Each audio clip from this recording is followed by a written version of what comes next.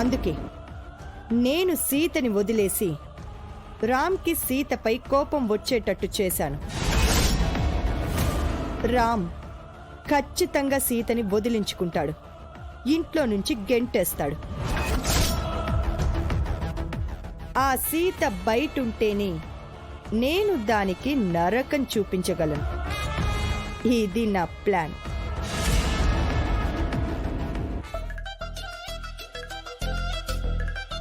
ఏ అర్చన, ఏం చేస్తున్నావు? రోజు నీ పక్కనే తిరుగుతుంటాను కానీ నీలాంటి కన్నింగ్ ఐడియాలు నాకు రావు మహా. నీ స్కెచ్లు నాకు అస్సలు అర్థం కావు. అందుకే నీ బ్రెయిన్ కి దండం పెట్టలేక నీ కాళ్ళకు పెట్టాను. నా పక్కన తిరిగితే నా ఐడియాలు రావు, నాలా ఆలోచిస్తే వస్తాయి. నేను తీసుకుంటాను అన్నాడు. ఎలాంటి నిర్ణయం తీసుకుంటాడో? రామ్ ఎలాంటి డెసిషన్ తీసుకున్నా మనం ఎదురు చెప్పకూడదు జనా. అవునన్నయ్య, మహావతిని చంపాలనుకున్న సీతకు సరైన శిక్ష పడి తీరాలి. సీతను శిక్షించాలని మీకు అంత ఆత్రం ఎందుకో? సీత తప్పు చేసింది, దానికి శిక్ష పడి తీరాల్సిందే.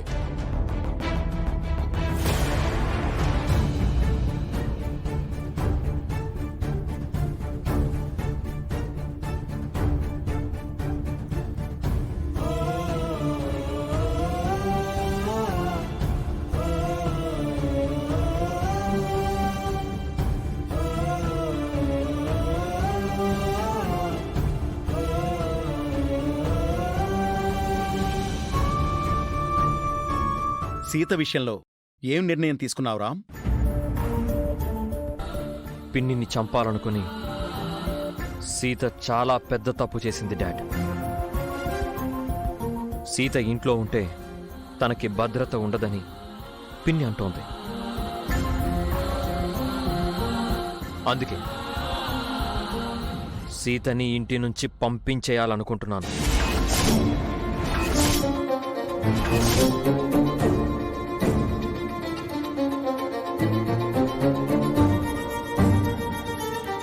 ఏంటి రామ్, సీతను ఇంటి నుంచి పంపిస్తున్నావా?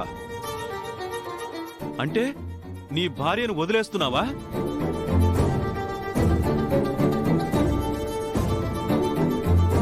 సీత ఇంట్లో ఉంటే మహా ప్రాణాలకే కాదు, మా ప్రాణాలకు కూడా రక్షణ లేదు. మీరు సీతను తప్పుగా అర్థం చేసుకుంటున్నారు. ఎవరో చెప్పిన మాటలు విని సీతను ఇంటి నుంచి గెంటేయడం కరెక్ట్ కాదు రామ్. ఏది రైటో ఏది రాంగో రామ్కి తెలుసన్నయ్యా. మహావతిన జోలికొస్తే ఎవరినైనా క్షమించేది లేదు. సుమతి వదిని చంపింది కూడా సీతే. అసలు ఆ కేసులోనే సీత అరెస్ట్ అవ్వాల్సింది. అప్పుడు తప్పించుకున్నా ఇప్పుడు దొరికిపోయింది.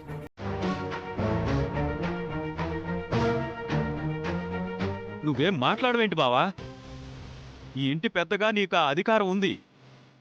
ఇన్నాళ్ళు సీతకు మహాకు ఎన్నిసార్లు గొడవలు జరిగినా ఏదో అత్తాకోడల గొడవను అనుకున్నా, కానీ సీత చంపేంత కక్షలు పెట్టుకోవడం తప్పు. సీత అలా చేసిందంటే నువ్వు నమ్ముతున్నావా రామ్? సీత మాట కంటే ఆ మెకానిక్ మాటే ఎక్కువైపోయిందా నీకు?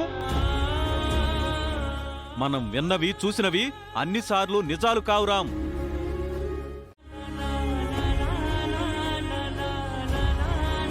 తాళికి ప్రేమకి కట్టుబడి ఉన్నాను కాబట్టే సీతని ఏమీ అనకుండా ఇంటి నుంచి పంపించేస్తున్నాను మావయ్య.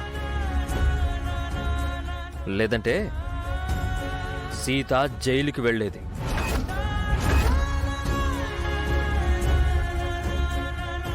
అది కూడా సీతకు మహా పెట్టిన భిక్షే. తనని చంపాలని చూసిందని తెలిసినా మహా సీతను క్షమించి నిర్ణయం రామ్కే వదిలేసింది. నిజానికి సీతకి ఇంతకన్నా పెద్ద శిక్షే పడాలి. మహావదిన రామ్ పుణ్యం అంటూ తప్పించుకుంటుంది. అయినా మనం ఇంత మాట్లాడుతున్నా సీత ఏం మాట్లాడట్లేదంటే తను తప్పు చేసినట్టే కదా. చూసావా సీత, అందరూ నిన్ను ఎలా నిందిస్తున్నారో?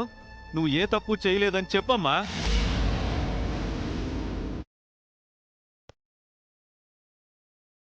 నేను తప్పు చేశానని నా మామే నమ్మినప్పుడు నేనేం మాట్లాడను బాబాయ్.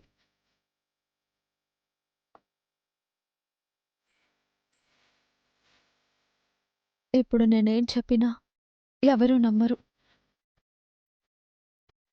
కాలమే అన్నింటికీ సమాధానం చెప్తుంది. అప్పటి వరకు వెయిట్ చేస్తాను. ఒక్కసారి నీ కాలు ఇంటి బయట పెడితే మళ్ళీ లోపలికి రాలేవే, రానివ్వను కూడా. అలనాడు శ్రీరాముడు రజకుడు చెప్పిన మాటలు విని సీతమ్మను అడవుల పాలు చేసినట్టు నువ్వు సీతను బయటికి పంపించేస్తున్నావు రామ్. తప్పు చేస్తున్నావు. త్వరలోనే పశ్చాత్తాపడతావు. ఆ మాటలు అనవసరం మావయ్య. నువ్వు బయలుదేరు సీత.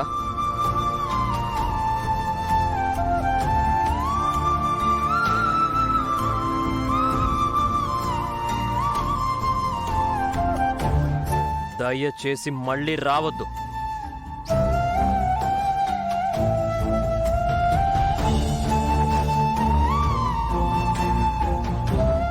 రామ్ చెప్పింది అర్థమైందిగా. ఇక ఎప్పటికీ నీకు ఈ ఇంట్లో స్థానం లేదు.